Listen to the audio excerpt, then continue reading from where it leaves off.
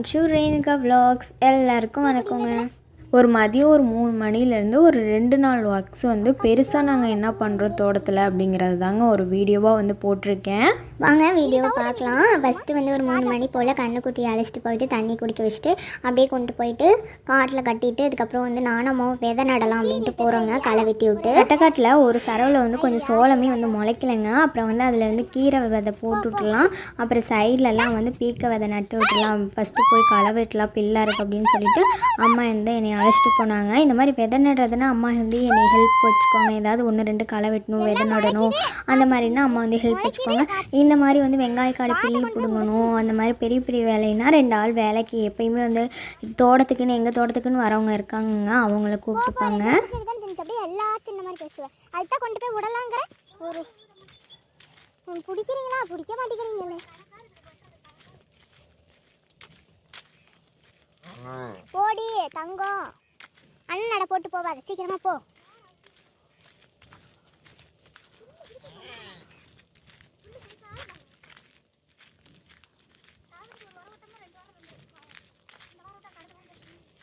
அம்மா பால் அம்மாவெல்லாம் இப்போ பார்க்க முடியாது, போ 5:30 மணிக்கு தான். வாணிய வா, ஐயோ பாலை குடிக்க கூடாது, வா, நான் அடி வாங்கி போடுவேன்.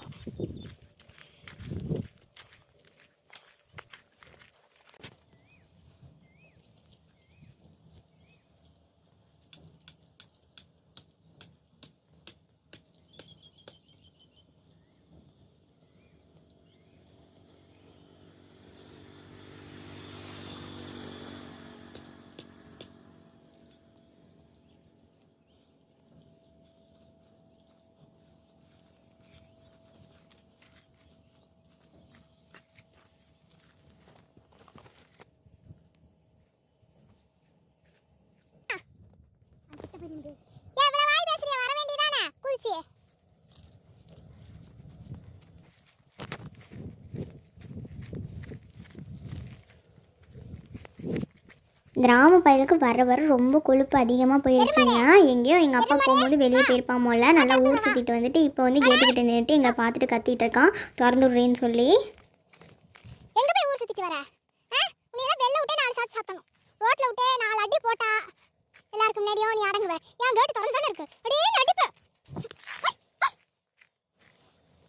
குரங்கு அடிச்சு அப்படியே போ, வீட்டுக்கு போ, வீட்டுக்கு போய் கமல் படுப்போ, போ, வீட்டுக்கு யாரும் இல்லை, வீட்டுக்கு போ, ஓடு,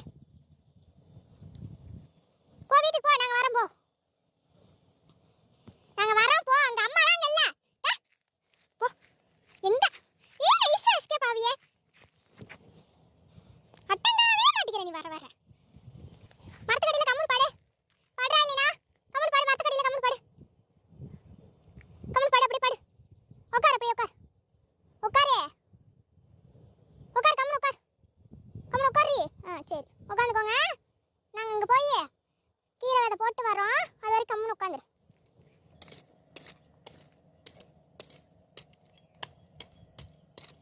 பாசிட்டு மாற்றிச்சு.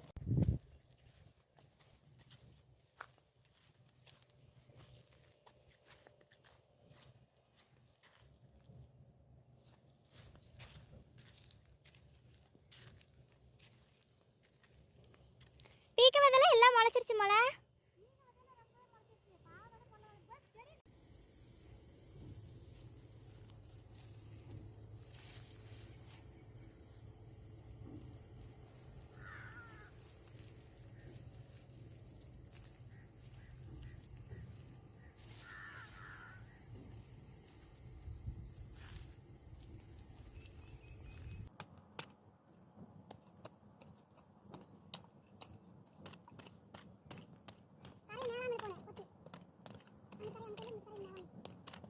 சரள கடை இருக்கனால கல்லாக இருக்குங்க. கல்லெல்லாம் பொறுக்கி பொறுக்கி போட்டுட்டு தான் அதுக்கப்புறம் வந்து களை வெட்டிகிட்டு இருந்தேன்.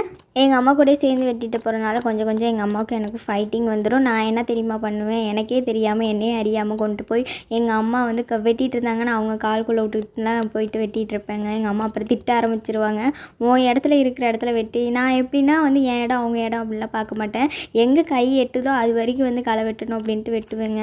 நீ அடங்க மாட்டேன், நீ ஒரு பாத்தியில் போய் தனியாக வெட்டுப்போ அப்படின்னு எங்கள் அம்மா எனக்கு ஒரு பாத்தி கொடுத்துட்டாங்க. சரி என்ன பண்ணுறதுடா அப்படின்னு சொல்லிட்டு நானும் வெட்டிகிட்டு இருந்தேன். அப்புறம் பார்த்தா கொஞ்சம் நேரத்தில் எங்கள் அப்பா எனக்கு கம்பெனிக்கு வந்துட்டாங்க.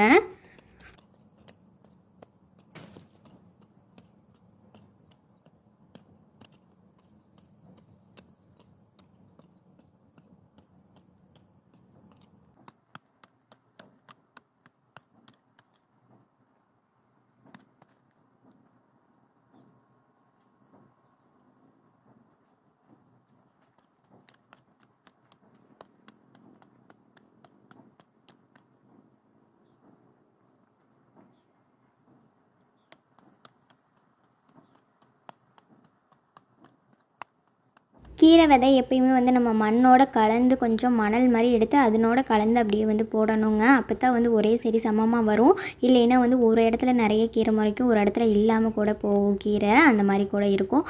அதனால வந்துட்டு மணல் கூடலாம் லைட்டாக எதுலையாவது கூட அப்படியே கலந்துட்டு மண்ணு கூட கலந்துட்டு அதுக்கப்புறம் வந்து இறச்சி விடணும்.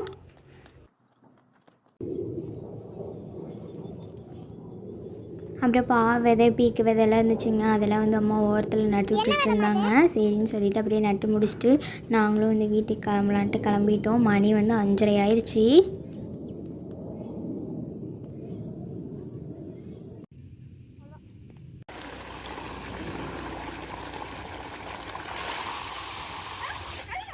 10 நாளாக மழை பெஞ்சிட்டு இருந்தனால அப்பாவுக்கும் வந்து உடம்பு சரியில்லைங்க. கொஞ்சம் காலில் வந்து கல் கொப்பளம் வந்துருந்துச்சு. அது வந்து முடியாமல் இருந்துச்சு அப்பாவுக்கு. அதுக்கப்புறம் வந்துட்டு நானும் அம்மா வந்து இன்றைக்கி தண்ணி கட்டலாம் அப்படின்னு சொல்லிட்டு வந்தோம். 10 நாள் தண்ணி கட்டாமல் எப்படியோ நீ ஏமாற்றிட்டோம். அதுக்கப்புறம் இப்போ மழை பெய்யல, கட்டி தானே ஆகணும் அப்படின்ட்டு நான் வந்து உரம் விட்டுட்ருக்கேன். அப்பா போய் மாடு மேய்க்கிறாங்க, அம்மா வந்து தண்ணி கட்டிகிட்டு இருக்காங்க. இந்த ஒரு சரவு நெட்டுக்குமே வந்து நாங்கள் என்ன போட்டுட்ருந்தோம் அப்படின்னா, ஒரு சரவில் வந்து நாங்கள் கீரை விதை போட்டுட்ருந்தோங்க. இன்னொரு சரவில் வந்து நாங்கள் மல்லி விதை போட்டுட்ருந்தோம். அது வந்து கீரை விதை வந்து முளைக்கவே இல்லை. அது ஏன்னே தெரியலங்க. சரின்னு சொல்லிட்டு யூரியா கொஞ்சம் விட்டு பார்க்கலாம், லைட்டாக முளைச்சிருந்துச்சு. அதுக்கப்புறம் முளைக்கவே இல்லை. யூரியா ஒரு டைம் விட்டுட்டோம், அப்பயும் முளைக்கல. இப்போ திரும்பி ஒரு டைம் விட்டு பார்க்கலாம் என்ன தான் ஆகுது அப்படின்ட்டு பார்க்கலான்ட்டு விட்டுட்ருக்கோம். பில்லு தாங்க மேலே தெரியுது, கீரையும் ஒரு துளி கூட தெரிய மாட்டேங்குது.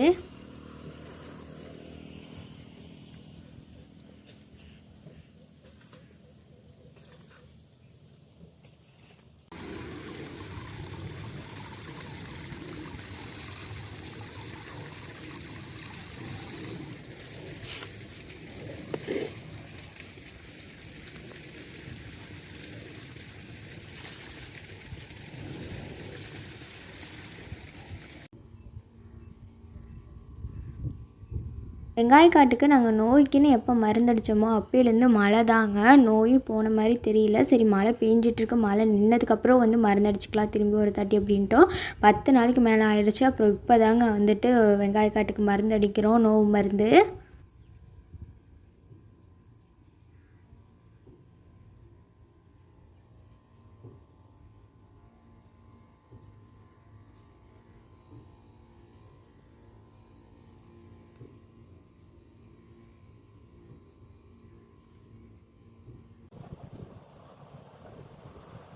புட்டுக்கு வந்து நடுக்காட்டில் ஒரு கல் போட்டு அந்த கல்லில் வந்து கட்டி போட்டேங்க. நான் அங்கிட்டு போய் சரிட்டு மாடு முடுக்கலாம் அப்படின்னு சொல்லிட்டு போயிட்டேன். போனோடனே இந்த கல்லை பாதி தூரத்துக்கு இழுத்துட்டு வந்துருச்சுங்க. எப்படி தான் தெரில, அந்த கல் வந்து ஒரு 5 கிலோவாவது இருக்குங்க. அந்த கல்லை வந்து அவ்வளோ வேகமாக இழுத்துட்டு வந்திருக்கு. அடி பாவி அப்படின்னு நினச்சிட்டு அதுக்கப்புறம் திருப்பி கொண்டுட்டு வந்து இங்கே என் பக்கத்துலேயே கல்லை தூக்கி போட்டு அப்படியே கட்டி வச்சுருக்கேங்க. இப்போ கம்முன்னு உட்காந்துட்டு அசை போட்டுட்ருக்கு பாருங்கள். பாசமலர் பொழிஞ்சா ஓவராக பொழியுங்க. இதுவே வந்து வீட்டுக்கிட்ட நம்ம கட்ட போகிறப்ப கொண்டு போய் கட்டலான்னு போனால் ஒன்று கூட கைக்கு சிக்காது. இங்கே வந்து எப்படி என் பக்கத்தில் நின்றுட்டுருக்கு பாருங்கள் எல்லாம். ஏன் வெயில் இருக்கும் இல்லையா, கொஞ்ச நேரம் மேயே அப்பா வரட்டும்.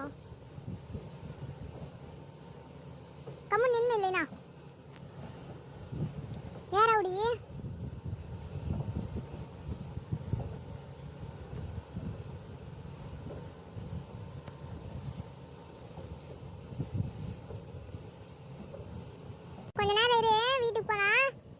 அரிக்குதா?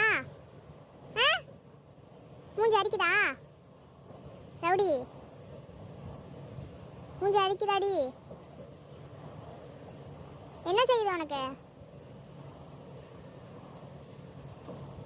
மேய் வேணாம், நீ நிழல்ல நின்று போகலாம், வீட்டுக்கு போகலாம்.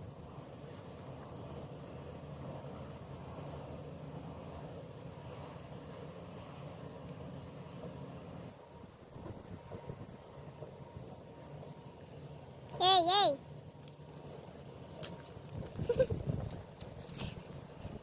தக்காளி தம்பிக்கு அவ்வளோ பயம் ரவுடியை பார்த்து.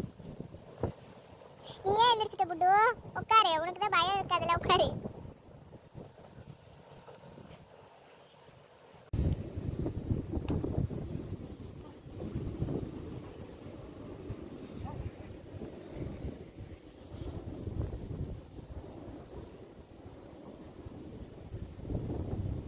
மாடு மேய்ச்சிட்டு வீட்டுக்கு வராங்க. வீட்டில் ஒரு சர்ப்ரைஸ் வந்து கண்ணு காத்திருக்கு. பார்த்தீங்கன்னா பூனைக்குட்டி தான். எங்கள் அம்மாவுக்கும் ஆரம்பத்துலேருந்து பூனைக்குட்டி வளர்த்துறது பிடிக்காதுங்க. அதனால வந்து நானும் வந்து அது பூனைக்குட்டி தொடுறது கிடையாது, வளர்த்துறது அந்த மாதிரிலாம் வந்து ஆசைப்பட்டது கிடையாது.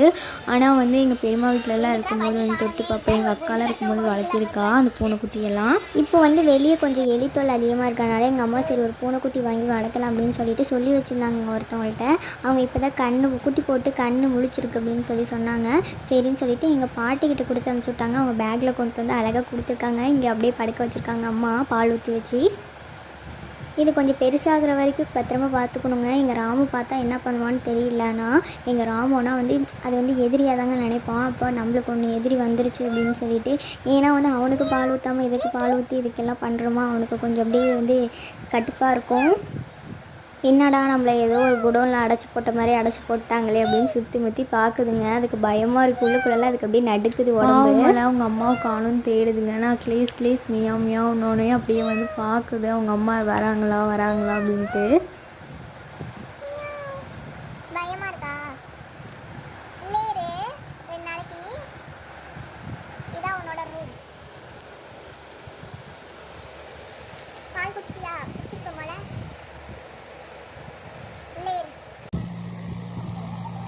பூனை கூட விளையாண்டுட்டு கொஞ்சம் நேரம் வந்து ரெஸ்ட் எடுத்துகிட்டு இருந்தேங்க. அப்புறம் வந்து உழவு வண்டி வந்துடுச்சு. அப்புறம்ட்டு சரின்ட்டு வெளியே போகலாம் அப்படின்னு சொல்லிட்டு போனேன். கட்டைப்பில் நடுறதுக்காண்டி உழவு ஓட்டிகிட்ருக்காங்க. நான் கட்டைப்பில் நடுறதுலேருந்து வந்து உழவு ஓட்டி எப்படிலாம் வந்து பார்த்து பிடிச்சி நடுறாங்க, என்ன உரம் கொடுக்குறாங்க, என்ன பண்ணுறாங்க, எப்படி களை வெட்டுறாங்க அப்படிங்கிறத வந்து ஒரு லாங் வீடியோவாக ஏதாவது தனியாக எடுத்து போடுறேங்க. கட்டைப்பில் இதோட வந்து அப்படி வீடியோ முடிச்சுக்கிறேங்க. வீடியோ பிடிச்சிருந்தால் லைக் பண்ணி சப்ஸ்கிரைப் பண்ணிக்கோங்க. மீண்டும் நான் உங்களை ஒரு புதிய வீடியோவில் சந்திக்கிறேன். டாட்டா பாய் பாய்.